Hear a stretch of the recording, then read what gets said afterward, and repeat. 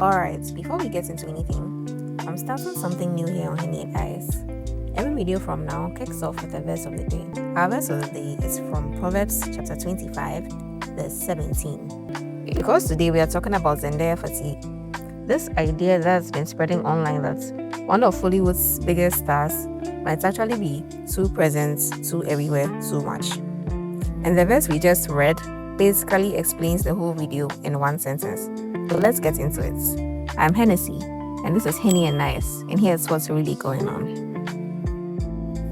Picture this. It's May 2024, and Zendaya walks up the Met Gala steps in a custom look that breaks the internet within minutes. 2 months earlier, she'd been on a global press tour for Dune Part 2. A few weeks before that, she was doing viral method dressing for challenges. And somewhere in the middle of all of it, people started typing 3 words into search bars and Reddit threads. Zendaya fatigue. It's a strange phase when you think about it. This is a woman most people would call one of the most talented, most beloved actresses of her generation. So why does simply existing in public start to wear people down? To understand that, you have to rewind a bit further, because for most of her career, Zendaya was the opposite of overexposed. For years, she cultivated something rare in modern celebrity: mystery. She wasn't posting constantly. She wasn't giving interviews she didn't need to give. She'd disappear between projects, and when she resurfaced, it felt like an event because it was rare. Absence was the whole point. It's what made every red carpet, every trailer drop, every Google cover feel like something worth talking about. Then 2024 happened, and instead of long gaps, her biggest career moments started arriving back to back to back. Dune Part 2 in February, challenges in April, the Met Gala return in May, Euphoria Season 3 chartering through the rest of the year, alongside rumors about tension with showrunner Sam Levinson. Then engagement speculation exploding at 2025 Golden Globes. Another Met Gala appearance in May 2025, Spiderman filming that same year, a marriage confirmation in March 2026 that went around the world in hours, fueled rumors with Sydney Sweeney in the spring. And by July 2026, she is back on the global press tour for the Odyssey, right as Spider-Man Brand New Day hits theaters. Read that list again. That's not a woman doing more movies than anyone else. That's one big life event after another, landing in the same 18-month window, with almost no breathing room in between. And that's the trick of overexposure. It's really about how much work someone's actually doing. It's about how little space there is between the moments the algorithm decides to care about. So here's the first thing worth sitting with. Zendaya, by the numbers, hasn't actually been in that many projects compared to a lot of her Hollywood peers. What's changed is the rhythm. The mystery evaporated, and once it did, the same visibility that used to feel like an event started to feel like noise. But the she's everywhere complaint isn't the only one out there. Go further into these threads, and you'll find people questioning her acting itself, arguing that she has one register, one expression, one energy she brings to every role. And then you'll find just as many people pushing back hard, pointing to her Emmy-winning performance as Rue in Euphoria, especially those raw withdrawal scenes, or to challenges, where she plays someone colder and more calculating than anything she's done before. Here's the honest answer. Where you land on that debate usually says more about what you've actually watched than about her range as an actress.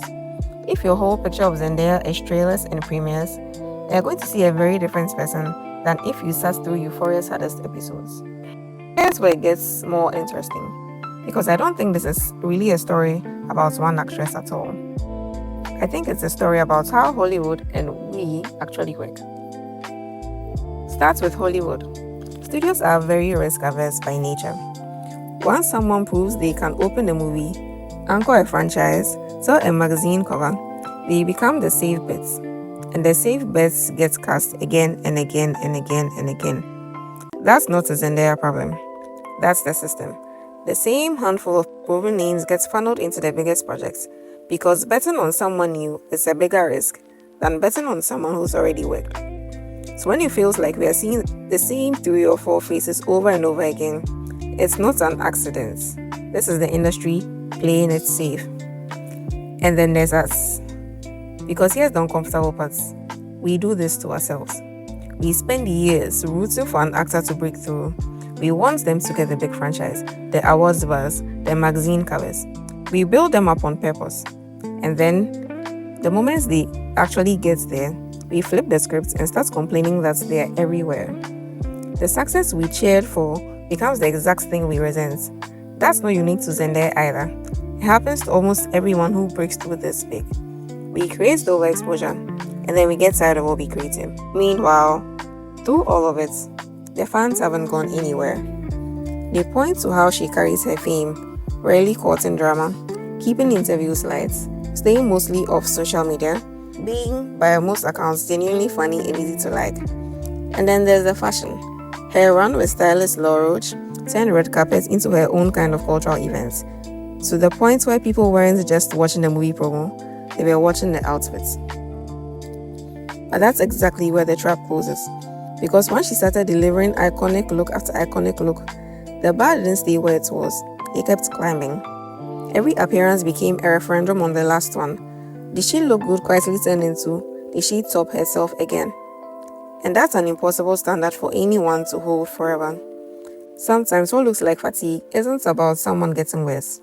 It's about the goalposts we keep moving. So, is Zendaya fatigue real? In some ways, yes. Extreme visibility divides an audience, and that's just how attention works. But the more you look at it, the less this feels like a story about her at all. It's a story about an industry that plays it safe with a small pool of stars, an audience that builds up people and then resents the height, and a media cycle that compresses a whole life into 18 breathless months. So maybe the real question isn't whether Zendaya is overrated, underrated, or exactly where she deserves to be. Maybe it's why we keep doing this to her and to whoever comes next. What do you think? Let me know in the comments. This is Henny and Nice. Thanks for watching.